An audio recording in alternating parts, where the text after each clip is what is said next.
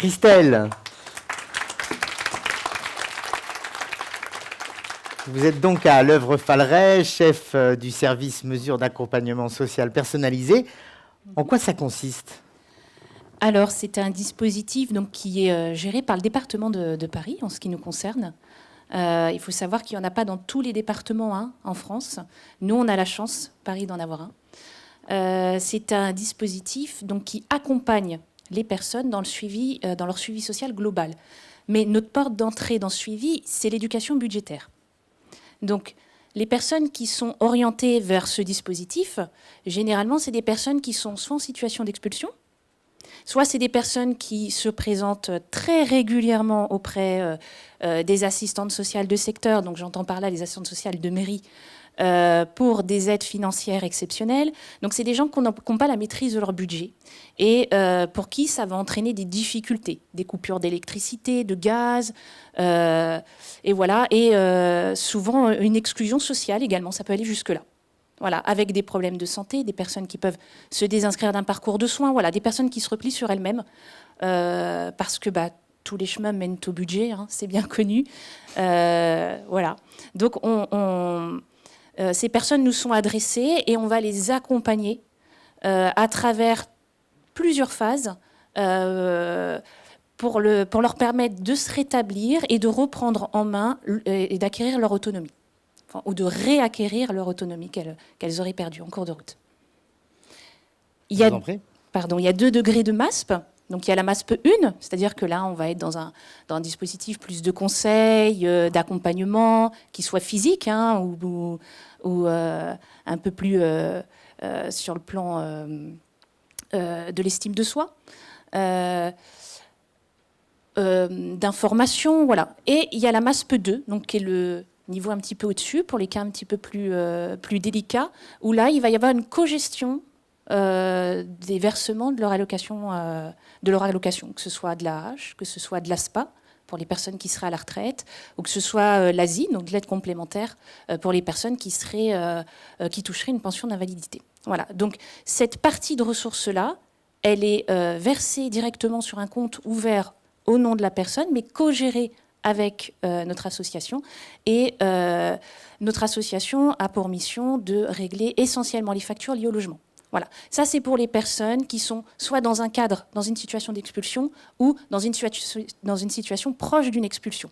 Voilà. C'est pour éviter d'en arriver là.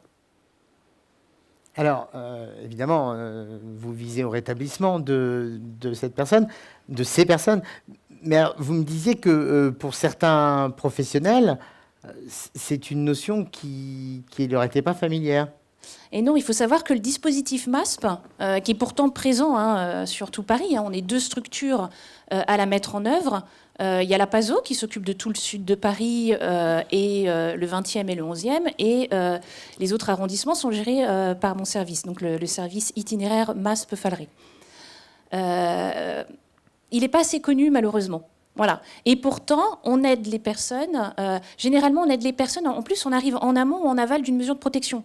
Donc déjà, on est comme un garde-fou, en fait, pour des personnes qui se retrouveraient un petit peu coincées dans une procédure de mesure de protection, alors que ce dispositif existe et serait suffisant. Voilà, parce qu'il est méconnu par beaucoup de professionnels du secteur, malheureusement, du secteur social. Voilà, et même du secteur médical, et c'est dommage. On arrive généralement aussi au moment où une assistante sociale de secteur ou un professionnel de structure est dépassé par les situations. On a la chance d'être un dispositif qui avons des moyens. On a le moyen humain d'accompagner, autant qu'il faut faire des démarches une personne. Moi, il m'est arrivé d'accompagner le chef de service, d'avoir des suivis, et d'accompagner une personne à faire ses courses. Voilà, parce qu'elle n'y arrivait pas. Et que c'était difficile pour elle d'entrer dans un magasin sans acheter tout ce qui se trouvait dans les rayons. Voilà. Et forcément, ça déséquilibrait complètement le budget. Et ce déséquilibre budgétaire a fait que la personne s'est repliée sur elle-même, est sortie d'un dispositif de soins et avait perdu carrément une identité. Voilà, elle n'osait plus aller vers les autres. Elle n'avait plus de communication, elle n'avait plus de lien social. Le fait de répondre à cette demande-là, qui est simplement aller faire des courses, comment je fais mes courses, comment je fais un repas équilibré avec finalement pas grand-chose, comment je me repère dans les rayons, comment je regarde le prix au kilo. Voilà, tout ça, c'est des réflexes qui, des fois, ne nous est pas transmis dans le cadre familial et qu'on apprend. Voilà, la vie, c'est un apprentissage de tous les jours. Et des fois, on reprend aussi dans notre accompagnement des bases. Voilà, des bases éducatives. Et alors, concrètement, vous-même, vous le disiez, vous avez pris en charge des personnes, mais vous avez combien d'accompagnants sous votre responsabilité et eux-mêmes, de combien de personnes s'occupent-ils ou elles? Alors, et comment ça se passe? Dans un monde idyllique, nous devrions être 4. Enfin, elle devrait, ou il, devrait être 4 référents de service qui géreraient 25 personnes chacun. Aujourd'hui, on n'en est pas là parce qu'il y a j'ai le sentiment qu'il y a une pénurie de travailleurs sociaux. Alors peut-être des réorganisations, des réorientations dues à ces 2 ans de pandémie qu'on a pris violemment.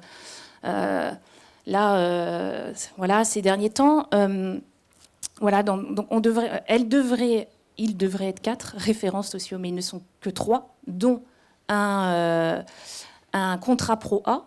Donc c'est-à-dire que c'est quand même un jeune qui est en formation, qui a une semaine à l'école et voilà, donc il peut pas prendre en charge 25 personnes, il peut en prendre que 20 grand maximum. Moi qui suis chef de service, normalement je suis pas censée faire de suivi, mais j'en fais. Parce que voilà, il faut répondre à une demande. On répond à de l'humain en priorité. Nous avons un agrément donné par la DAZES pour un suivi maximum de 100 mesures. Voilà. Aujourd'hui, on est à 85. Elles sont que 2 anciennes, un contrat Pro A et moi, chef de service. Voilà. Donc, j'ai envie de dire, j'ai une référente qui a 30 dossiers, une autre qui en a 28, un contrat Pro A qui en a 22. Voilà. C'est un peu compliqué. Mais voilà, on espère être plus très rapidement. Parce que 100 mesures sur Paris, est-ce que c'est suffisant? Non. Pour les besoins ce chiffre est largement sous-évalué. Là, c'est un chiffre qui a été donné par le financeur, mais je pense que très volontiers, il ouvrirait d'autres financements pour qu'il y ait plus de suivi possible et accessible.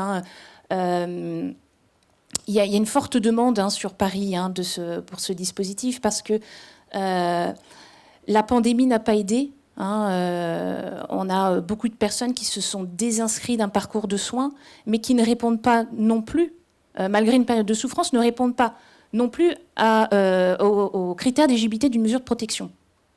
Donc, il serait quand même dommage de renvoyer des personnes vers une mesure de protection alors que ce serait disproportionné, parce qu'il n'y aurait pas assez de places disponibles en MASP. Bon. Je pense que ça, le département est tout à fait ouvert sur le sujet. Voilà. Et d'ailleurs, est en chantier la MASP 3, voilà, qui doit être travaillée avec le tribunal judiciaire de Paris, qui là serait une mesure qui serait pas très loin de la MAGE. Voilà. La grande différence, c'est qu'elle serait mise en œuvre par un travailleur social et pas par un curateur. Donc déjà, c'est une autre approche de l'accompagnement. Parce que, toujours pareil, il y a d'autres moyens. Voilà. Mais la MASP 3, en fait, ce serait sur ordonnance d'un juge. Voilà. Les allocations seraient versées sur un compte défini, un peu comme la MASP 2, mais sur autorisation d'un juge. Il faut savoir que la grande différence entre le dispositif MASP et une mesure de protection, c'est que le dispositif MASP n'existe qu'avec le consentement de la personne. Voilà. Sans consentement de la personne, il ne peut pas y avoir de mise en place d'un accompagnement MASP. Donc, elle est participante sur tout ce qui est établi. La MASP 2, il faut qu'elle soit d'accord pour qu'elle ouvre avec nous un compte et que ces allocations soient versées dessus. Si elle est pas d'accord, bien entendu, on n'a aucun moyen d'ouvrir ce compte. Voilà. D'ailleurs, le dispositif MASP, c'est aussi un carrefour. Voilà. Un contrat MASP, il est signé pour une durée de 6 mois. Ça peut être une MASP dérogatoire aussi, exactement. Voilà, le but, c'est de répondre à une demande et à un besoin. Qu'est-ce que c'est une MASP dérogatoire ? Alors, c'est quand une personne, par exemple, ne répond pas tout à fait aux critères d'éligibilité d'une MASP, c'est-à-dire qu'elle ne perçoit pas d'allocation. Par contre, il y a un besoin d'éducation budgétaire. Voilà. pour rétablir la situation et qu'elle reprenne en main son autonomie, voilà, qu'elle redevienne autonome. Dans ces cas-là, le département de Paris est tout à fait ouvert à ouvrir, à financer, parce que mon service est financé donc par la DASES, pour chaque accompagnement mis en œuvre, est tout à fait prêt et disposé à financer un accompagnement pour cette personne. Voilà. La DASES, pardon, vous pouvez expliciter? Alors, c'est-à-dire que c'est un service qui dépend de la mairie de Paris, c'est ça? C'est le département de Paris, tout à fait. Département, voilà. Avant, on était affilié au service autonomie de la personne. Depuis le 1er janvier 2020, nous sommes au service du STILPEX, donc c'est le service du département de Paris qui gère les expulsions. Voilà. Donc en effet, on est un carrefour. À un moment donné, on a une évaluation à faire pendant cet accompagnement. Et en effet, il nous arrive d'orienter, et là de plus en plus avec la pandémie et les personnes qui sont sorties d'un dispositif de soins, d'orienter vers une mesure de protection et de faire un signalement. Alors, on ne se précipite pas, bien entendu, c'est-à-dire qu'on va colmater les brèches. Généralement, quand on va vers un signalement, c'est que nous-mêmes, nous sommes dépassés et qu'on n'a pas les moyens d'aider cette personne. Et dans ces cas-là, on essaye au maximum d'avoir son consentement. Donc, on travaille ce signalement avec cette personne. Il y a des personnes qui ont pu la capacité cognitive de comprendre leur environnement et de comprendre de quoi on leur parle. Et dans ces cas-là, le service prend toutes les garanties qu'il faut et va envoyer le signalement directement au procureur de la République pour qu'après la demande de mesures de protection se mette, en tout cas le processus se mette en œuvre. Voilà. Mais en effet, ça nous arrive tout à fait. Comme on va orienter vers plutôt le juge des affaires familiales, si une famille est en difficulté, ne souhaite pas signer avec nous une MASP 2, qu'on n'a pas les moyens de l'aider, mais que les enfants sont en danger, parce qu'il y a une négligence même budgétaire des parents, et dans ces cas-là, on envoie un signalement auprès du juge des affaires familiales, pour que soit mis en place une MGA-GBF. Donc une mesure d'accompagnement à la gestion. Voilà. Donc à un moment donné, on a un carrefour aussi, tout à fait. Quand les choses, quand tout se passe bien, j'ai envie de dire, il y a une autonomie possible. Donc une personne, elle est pas, généralement c'est des contrats d'1 an, et qui sont renouvelables 3 fois. Donc ce contrat, il peut aller de 6 mois, comme il peut aller à 1 an, et après on renouvelle avec le consentement de la personne. Voilà. Et il faut justifier, bien entendu, auprès de notre financeur, pourquoi le renouvellement, pourquoi 1 an, voilà. Et on envoie très régulièrement des rapports pour dire voilà où en est le service, voilà ce qui a été fait, voilà où la personne elle est autonome, voilà ce qui nous reste encore à travailler aujourd'hui, voilà pourquoi on demande 1 an supplémentaire. Voilà. Et après, c'est la DASES qui décide. Voilà, qui donne son accord ou non. Pourquoi cette mission est confiée à une association comme la vôtre plutôt qu'à un organisme public? Eh bien, il y a eu un appel d'offres. D'accord. Et qu'on l'a remporté. D'accord. Voilà, parce que il fallait déléguer. Je pense que le service public ne peut pas tout absorber. Je pense qu'il est contraint aussi à faire appel à des organismes et des structures comme un peu privées comme les nôtres pour pouvoir mettre en œuvre et répondre à un besoin. Tout à fait, oui, oui. Et comment il est perçu cet accompagnement a posteriori par les personnes qui sont accompagnées? Alors, c'est quoi le feedback de ces personnes? J'ai envie de vous dire, j'ai un peu toutes sortes de retours. Il y a des personnes qui vont être très heureuses de l'accompagnement dont elles ont bénéficié, donc qui vont nous faire d'excellents retours, qui vont même s'inscrire avec moi dans des actions type le recrutement. Voilà, j'ai des bénéficiaires qui m'ont aidé lors de la dernière session de recrutement, qui ont fait le recrutement avec moi. Voilà. Donc c'était très intéressant parce que pendant cette session, je leur ai laissé le choix de se présenter comme elles en avaient envie. C'est-à-dire que j'ai présenté le nom, le prénom, mais à aucun moment j'ai donné une fonction. Et ce qui a été très intéressant d'observer, c'est que j'ai eu des personnes qui se sont présentées en tant que bénéficiaires tout de suite, en parlant de leur parcours très librement. Et puis j'en ai une sur les 4 qui a été beaucoup plus timide et qui l'a dit qu'à la fin. Voilà, donc la mise en confiance, elle a été un peu plus longue. Mais elle a fini par le dire. Et j'ai trouvé ça très intéressant parce que à la fin on a débriefé à la fin. Et je suis encore soufflée par la réaction de celle qui s'est présentée à la fin, qui me disait « Mais c'est comme ça qu'on me voit à l'extérieur, comme une personne normale ?» Je lui dis « Bah oui. Comment pensez-vous qu'on puisse vous voir autrement ?» Et elle m'a dit « Mais moi, je pensais qu'on me voyait comme quelqu'un de malade. » Et en fait, il y a eu le déclic à ce moment-là. L'accompagnement a été complètement différent après cette session de recrutement parce qu'elle a trouvé une autre identité. Je l'ai trouvée beaucoup plus dans l'action de l'accompagnement, beaucoup plus sûre d'elle. Et finalement, ça a été très intéressant comme expérience à vivre avec les bénéficiaires. Voilà. Donc, j'en ai qui sont très heureux de l'accompagnement, qui vont même, dans leur entourage, dire à leurs amis « Oh là là, tu sais, moi, je suis suivie par la MASP Falleret, ça se passe super bien, ils m'ont aidé sur plein de trucs. Oh là là, elle m'a réglé plein de problèmes, mes dettes, etc.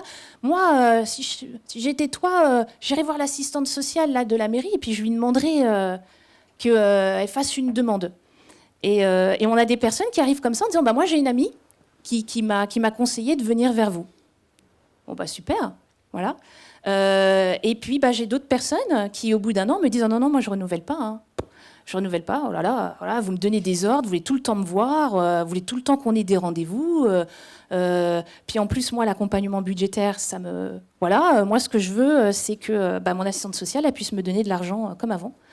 Donc, vous me freinez. Moi, quand je vais voir mon assistante sociale à la mairie, elle me dit que maintenant, c'est plus elle qui s'occupe de moi, mais c'est vous. Et du coup, vous m'empêchez d'avoir de l'argent. Donc, je vais arrêter.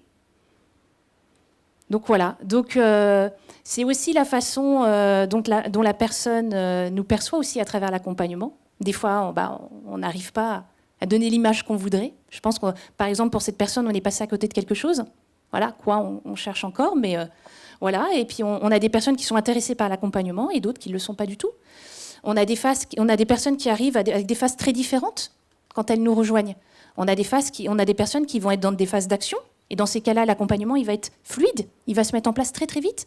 Et puis, on a des personnes qui vont arriver, elles seront en phase dans ce qu'on appelle la phase de pré-contemplation.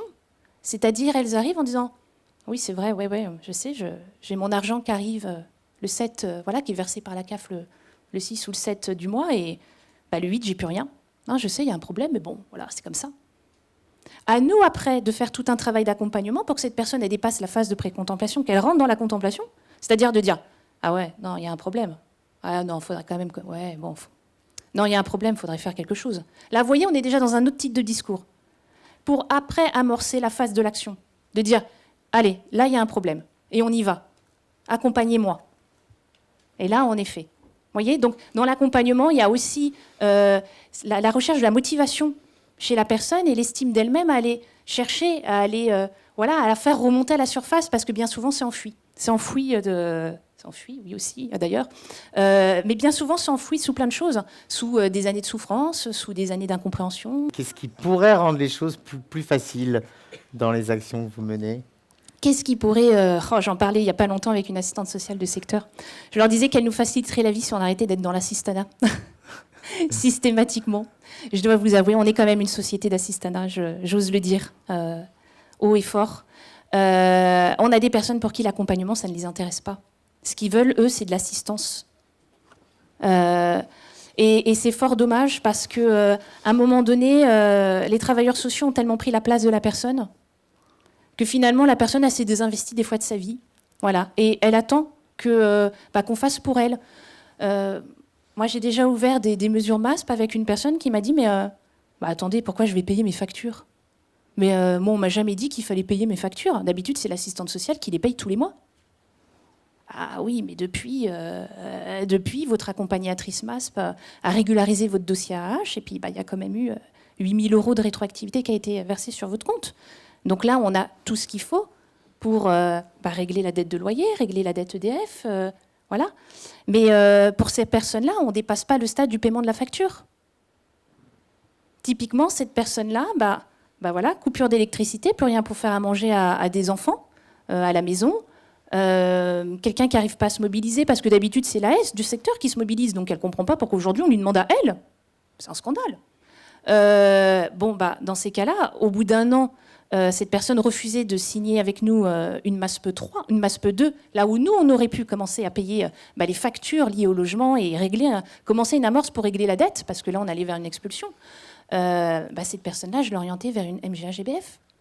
Voilà, vers le juge des affaires familiales, parce que elle n'était pas prête à rentrer dans un dispositif d'accompagnement. Voilà. Merci beaucoup, Christelle.